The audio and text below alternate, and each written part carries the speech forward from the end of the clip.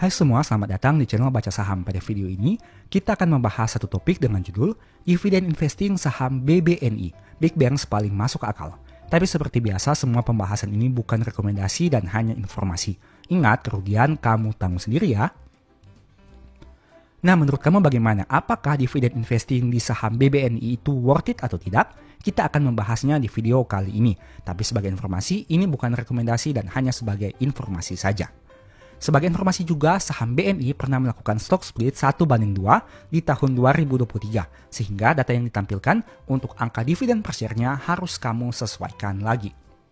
Ini merupakan tampilan informasi dividen per share BBNI sejak tahun 2015 hingga tahun 2025. Tabel yang ada di tengah ini merupakan angka yang saya dapatkan dari aplikasi Stockbit. Tapi mohon cek lagi datanya, bisa saja ada salah input atau salah hitung. Sedangkan angka yang ada di sebelah kanan ini merupakan angka yang telah saya sesuaikan dengan stock split yang pernah terjadi, di mana total dividen per share-nya adalah 1.518 sejak tahun 2015 sampai tahun 2025. Nah, kemudian kita lihat growth-nya. Di tahun 2016, growth dividennya adalah minus 15% dibandingkan tahun 2015. Naik jadi 74% di tahun 2017, naik lagi 20% di tahun 2018. Turun 21% di tahun 2019, naik 2% di tahun 2020, turun 79% di tahun 2021, naik 232% di tahun 2022, naik 168% di tahun 2023, naik 43% di tahun 2024, dan naik 33% di tahun 2025. Dari data ini kamu bisa lihat dividen per share BNI berdasarkan data yang saya hitung ini pernah turun setidaknya 3 kali, yaitu di tahun 2016, tahun 2019, dan tahun 2021. Saham ini pernah turun dividen per share-nya hingga 79% di tahun 2021, tapi pernah juga naik 232% di tahun 2022. Sehingga hal itu bisa jadi bahan pertimbangan bagi kamu. Nah, sekarang kita asumsikan bagaimana jika kita punya 100.000 lembar saham Bank BNI. Ini merupakan dividen yang akan kita terima. Di tahun 2015 7,2 juta, di tahun 2016 6,1 juta, 10 juta di tahun 2017, 12,7 juta di tahun 2018, 10 juta di tahun 2019, 10,3 juta di tahun 2020, turun menjadi 2,2 juta di tahun 2021. 7,3 juta di tahun 2022, naik signifikan menjadi 19,6 juta di tahun 2023, 28 juta di tahun 2024, dan 37,4 juta di tahun 2025. Bisa kamu lihat di sini, untuk angka dividen yang kamu terima cukup fluktuatif. Pernah hanya 2,2 juta di tahun 2021, tapi pernah juga mencapai 37 juta di tahun 2025. Padahal lembar sahamnya sama. Ingat, lembar sahamnya sama, yaitu 100.000 lembar saham. Tapi dividen yang diterima cukup fluktuatif dalam beberapa tahun ini. Nah, sekarang kita asumsikan bagaimana jika kita membeli saham BNI di harga Rp4.000. Itu artinya modal yang kita butuhkan sebanyak 400 juta. Dengan kondisi ini, total dividen per share-nya sudah menjadi 1.518, dan jika kita kalikan 100.000 lembar saham, artinya dividen yang kita terima sudah mencapai 151 juta. Dengan kata lain, balik modal 37,9%. Kita lihat harga saham BNI dalam 10 tahun terakhir. Dengan asumsi harga saham Rp4.000, itu artinya kita membeli saham ini pada harga yang mencapai angka yang cukup tinggi di tahun 2018 dan tahun 2019. Sebenarnya harga sahamnya pernah turun di bawah angka Rp4.000 seperti yang kamu lihat dalam data 10 tahun terakhir ini. Tapi kita gunakan angka harga saham Rp4.000 sebagai contoh harga yang cukup konservatif. Nah, sekilas kita lihat tentang laba Bank BNI dalam beberapa tahun terakhir. Ini merupakan data laba BNI sejak tahun 2015 hingga tahun 2024. Bisa kamu lihat, terkadang ada tahun-tahun di mana labanya mengalami penurunan, tapi ada tahun di mana labanya mengalami kenaikan. Setidaknya sebagai informasi, di tahun 2024, BNI mencetak laba tertinggi dalam beberapa tahun terakhir ini. Bahkan sejak IPO-nya, mungkin saja kinerja di tahun 2024 ini merupakan salah satu kinerja terbaiknya. Sehingga hal inilah yang menyebabkan kenapa dividen per share-nya signifikan di tahun 2025. Alasannya karena kinerjanya di tahun 2024 sangat memuaskan. Nah, menurut kamu bagaimana dengan kondisi ini? Apakah BNI ini merupakan salah satu saham yang menarik untuk dikoleksi dari aspek dividennya? Mengingat jika dibandingkan dengan BRI, Mandiri, dan BCA, BNI ini masih memiliki valuasi yang paling rendah, sehingga ada potensi kemungkinan mungkin saja harga sahamnya bisa mengalami kenaikan. Apalagi dari sisi pencapaian labanya, BNI ini sebenarnya masih memiliki laba yang jauh lebih kecil dibandingkan 3 saham Big Banks lainnya. Sehingga diharapkan masih bisa memiliki ruang perkembangan yang cukup signifikan. Tapi kembali lagi, ini bukan rekomendasi dan hanya sebagai informasi saja. Ini merupakan data di masa lalu, dan di masa depan tidak ada yang bisa mengetahui secara pasti akan terjadi seperti apa. Bisa saja harganya tambah naik, bisa juga tambah turun. Begitu juga dengan dividen per share-nya. Sehingga kamu harus memiliki mitigasi risiko apabila tertarik dengan saham ini. Sebagai informasi sebelumnya juga saya sudah sempat buat satu video yang mungkin bisa berguna bagi kamu. Nonton hingga selesai agar memperoleh pemahaman yang utuh. Nah, saat ini kita akan membahas beberapa hal menarik yang pernah terjadi di Indonesia, khususnya untuk tahun-tahun di mana pernah terjadi krisis ataupun mini krisis di pasar saham Indonesia. Nah, apakah peluang yang bisa kamu manfaatkan dari situasi ini? Dan apakah ada kesamaan dari beberapa fenomena yang pernah terjadi ini? Kita akan membahasnya nanti di akhir video. Saya akan menampilkan beberapa hal menarik setidaknya dalam waktu sekitar 28 tahun terakhir ini. Semoga saja ada peluang yang bisa kamu manfaatkan dari situasi ini. Tapi sebelum lebih lanjut, saya mau menampilkan sedikit terkait informasi sejarah untuk beberapa krisis dan mini krisis yang pernah terjadi. Sebagai disclaimer dulu, saya mengambil data ini hanya berdasarkan informasi di ChatGPT, sehingga kamu harus validasi lagi kebenarannya di sumber resmi yang mungkin bisa kamu peroleh. Yang artinya data informasi di ChatGPT ini harus kamu validasi lagi. Kita langsung masuk saja ke dalam pembahasannya. Jika saya menuliskan seperti ini, tuliskan sejarah krisis dan mini krisis di Indonesia tahun 97, 98, 2000, 2001, 2008, 2013, 2015 hingga 2020 dan akan menemukan jawaban sebagai berikut. Nah, oke, sebagai informasi juga, mungkin kamu bertanya, kenapa saya mengetik tahun-tahun ini? Nanti akan ada pembahasan lebih detail di akhir video. Tapi sebelum lebih lanjut, mari kita lihat dulu sejarah yang pernah terjadi. Berikut adalah rangkuman sejarah krisis dan mini krisis yang terjadi di Indonesia pada tahun-tahun yang disebutkan. Pertama, krisis ekonomi 97 hingga 98, krisis moneter Asia. Latar belakang, krisis ekonomi Asia yang dimulai pada pertengahan 97 mempengaruhi Indonesia secara signifikan. Krisis ini dipicu oleh jatuhnya mata uang Baht Thailand pada Juli 97 yang menyebar ke negara-negara Asia Tenggara termasuk Indonesia. Penyebab utama, kejatuhan mata uang regional terutama Baht India menyebabkan spekulasi dan penurunan nilai tukar rupiah. Krisis keuangan global mengungkapkan ketergantungan Indonesia pada pinjaman luar negeri dengan bunga yang tinggi dan banyaknya korupsi dalam kebijakan ekonomi, kelemahan sistem perbankan dan praktik lending yang tidak transparan. Dampaknya, nilai tukar rupiah jatuh drastis dari sekitar 2.500 per dolar Amerika Serikat menjadi sekitar 16.000 per dolar Amerika Serikat pada puncaknya. Inflasi melonjak tinggi mencapai lebih dari 70%. Pengangguran meningkat tajam dan banyak perusahaan bangkrut. Terjadi kerusuhan besar-besaran pada Mei 98 yang mengarah pada jatuhnya Presiden Soeharto setelah 32 tahun berkuasa. Kedua mini krisis tahun 2000, latar belakang, setelah kejatuhan Soeharto, Indonesia menghadapi ketidakstabilan politik yang mengganggu ekonomi. Penyebab utama, ketidakpastian politik dan transisi kepemimpinan.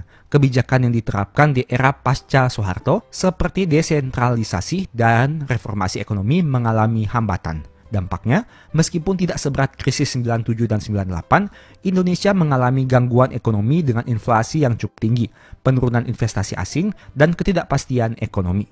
Poin ketiga, krisis 2001, krisis politik dan ekonomi. Latar belakang, pada tahun 2001, Indonesia mengalami ketidakstabilan politik dan ekonomi setelah pergantian dari Presiden Gus Dur ke Presiden Megawati. Penyebab utama, krisis politik pasca kejatuhan Soeharto masih berlanjut. Ketidakmampuan pemerintah untuk mengatasi masalah ekonomi dan sosial. Ketegangan politik yang mengarah pada krisis konfidensi terhadap pemerintah. Dampaknya, nilai tukar rupiah melemah lagi. Stagnasi ekonomi dan rendahnya kepercayaan pasar terhadap ekonomi Indonesia, serta tumbuhnya gejolak sosial dan ketegangan antara kelompok politik. Poin keempat, krisis global 2008, krisis keuangan global. Latar belakang, krisis keuangan global yang dimulai di Amerika Serikat akibat keruntuhan sektor perumahan atau subprime mortgage crisis dan runtuhnya bank-bank besar seperti Lehman Brothers Pada September 2008, penyebab utama, krisis ekonomi global yang mempengaruhi pasar keuangan dunia termasuk Indonesia. Turunnya permintaan global dan harga komoditas seperti minyak dan batu bara yang menurunkan pendapatan ekspor Indonesia. Dampaknya, meskipun Indonesia tidak sebesar negara-negara maju yang terdampak langsung, negara ini tetap mengalami penurunan tajam dalam ekspor dan investasi. Pelemahan nilai tukar rupiah dan penurunan tajam pada pasar saham Indonesia. Sektor real mengalami kesulitan karena berkurangnya permintaan domestik dan global. Poin kelima, mini krisis 2013, krisis perdagangan dan defisit neraca pembayaran. Latar belakang, Indonesia menghadapi masalah defisit neraca perdagangan yang besar, mengarah pada penurunan cadangan devisa. Penyebab utama, kenaikan harga energi terutama impor BBM yang meningkatkan beban defisit transaksi berjalan. Ketergantungan pada impor dan penurunan harga komoditas yang menjadi andalan ekspor Indonesia. Ketidakmampuan pemerintah dalam mengatasi defisit neraca perdagangan yang semakin besar. Dampaknya, nilai tukar rupiah terus melemah mencapai level yang terendah dalam beberapa tahun. Penurunan daya beli masyarakat, inflasi tinggi dan ketidakpastian ekonomi, serta pengaruh buruk terhadap sektor usaha dan investasi asing. Poin keenam, mini krisis 2015, krisis ekonomi global dan dampaknya pada Indonesia. Latar belakang, tahun 2015 menjadi tahun yang penuh tantangan bagi perekonomian Indonesia karena dipengaruhi oleh penurunan harga komoditas global dan ketidakpastian ekonomi global. Penyebab utama, penurunan harga komoditas utama Indonesia seperti minyak, gas, dan batu bara. Ketidakpastian ekonomi global yang dipicu oleh melambatnya pertumbuhan ekonomi Tiongkok. Dampaknya, penurunan pertumbuhan ekonomi Indonesia yang merosot ke bawah 5%. Depresiasi nilai tukar rupiah yang mempengaruhi harga barang dan daya beli masyarakat. Beberapa sektor ekonomi, terutama yang bergantung pada ekspor komoditas, mengalami kesulitan. Dan yang terakhir, krisis pandemi global tahun 2020. Latar belakangnya tentu kamu sudah tahu bahwa ada pandemi COVID-19 yang dimulai pada akhir 2019 dan menyebar ke seluruh dunia, menyebabkan krisis kesehatan dan ekonomi yang sangat besar. Penyebab utama, penyebaran virus corona yang sangat cepat menyebabkan lockdown di beberapa negara, termasuk Indonesia. Penurunan drastis dalam aktivitas ekonomi global dan domestik. Dampaknya, perekonomian Indonesia mengalami kontraksi yang sangat dalam dengan pertumbuhan ekonomi turun tajam. Pemutusan hubungan kerja massal, ketidakpastian sosial, inflasi, disertai ketimpangan ekonomi semakin melebar. Pemerintah melakukan berbagai stimulus untuk mendukung perekonomian, namun tantangannya sangat besar. Masing-masing krisis ini memiliki dampak yang luas terhadap kehidupan sosial, ekonomi, dan politik Indonesia, dengan resesi, pengangguran, inflasi, dan keruntuhan sosial yang seringkali menjadi akibat langsungnya. Itu merupakan informasi singkat dari ChatGPT. Tapi seperti yang saya katakan tadi, disclaimer dulu, ini hanya informasi dari ChatGPT. Untuk memastikan kebenaran dan keakuratan datanya, silahkan kamu lihat lagi di sumber resminya seperti apa. Nah, seperti yang tadi saya katakan bahwa setelah melihat video tadi, maka ada pembahasan menarik terkait pola di IHSG ini sendiri. Bisa kamu lihat selama year to date di tahun 2025, tepatnya saat video ini dibuat, IHSG masih turun 11,6% secara year to date, dan dalam 1 tahun terakhir masih turun 14,7%. Jika dilihat dalam 3 tahun terakhir masih turun juga 10%, dan dalam 5 tahun terakhir barulah naik ke 56,87% berdasarkan data di aplikasi Stockbit ini. Itu artinya dalam beberapa tahun terakhir, entah itu 3 tahun, 1 tahun maupun secara year to date, IHSG masih menghasilkan penurunan yang bahkan mencapai 10% atau lebih. Nah, pertanyaannya bagaimana dengan kondisi krisis ataupun mini krisis yang pernah terjadi? Saya mau memperlihatkan kepada kamu terkait 28 tahun pasar saham kita, setidaknya pada tahun 1997 hingga tahun 2025 ini.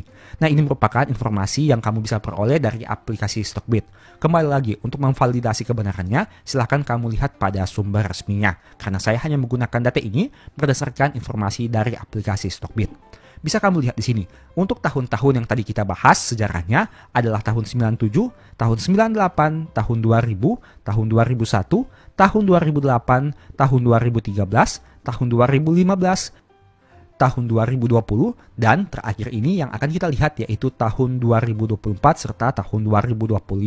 Dari data ini kamu bisa lihat bahwa dalam jangka panjang, IHSG pernah mengalami penurunan yang sangat signifikan, khususnya pada saat tahun-tahun yang saya sebutkan tadi. Tidak tanggung-tanggung, penurunannya bahkan sangat drastis, yaitu di atas 10 bahkan mencapai hingga di atas 30%.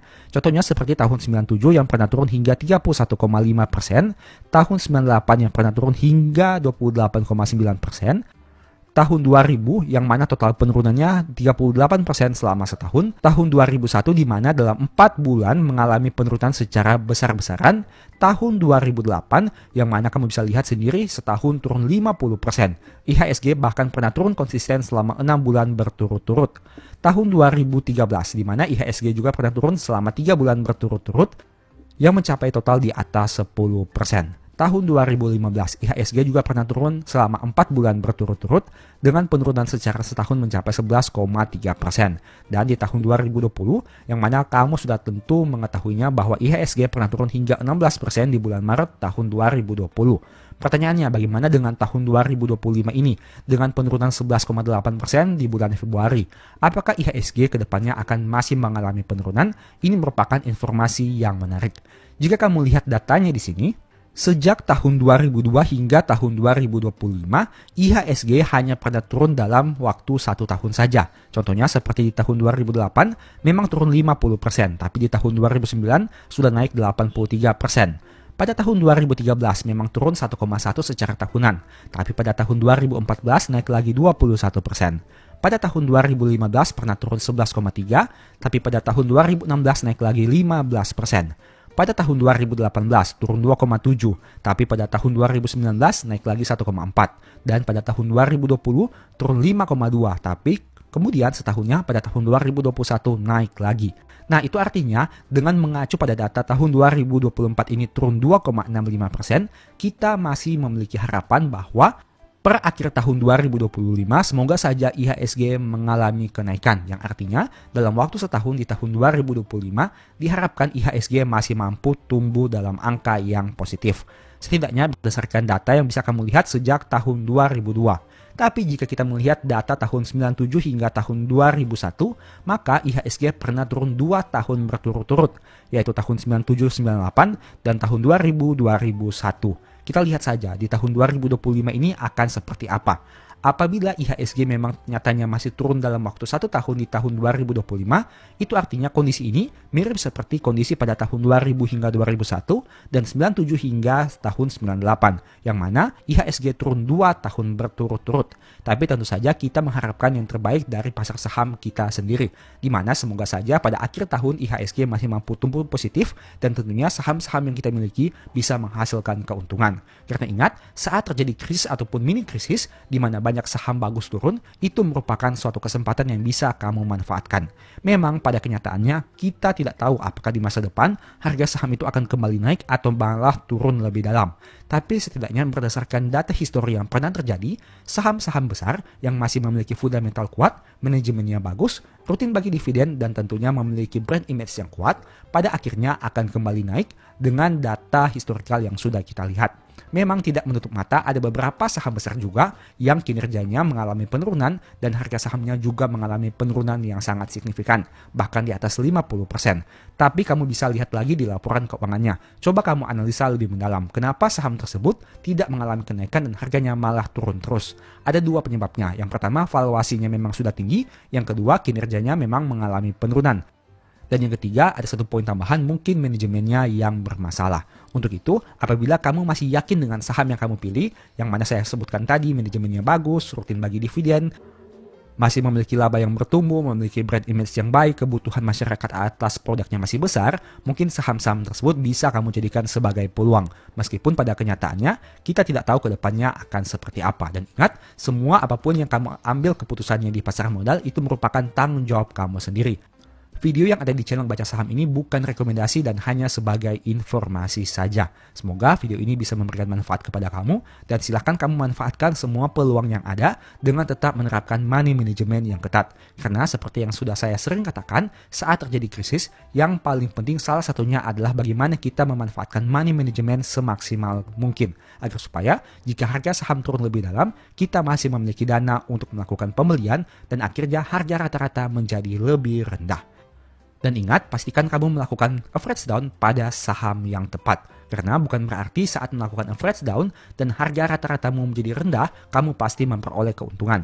Jika kamu salah beli saham, jika kamu salah average down, maka potensi kerugianmu bahkan bisa lebih besar. Dan ingat, itu merupakan tanggung jawab kamu pribadi. Untung rugi, kamu yang tanggung sendiri. Dan singkat pada video ini, selalu ingat bahwa semua saham yang disebutkan bukan rekomendasi dan hanya bersifat edukasi serta informasi.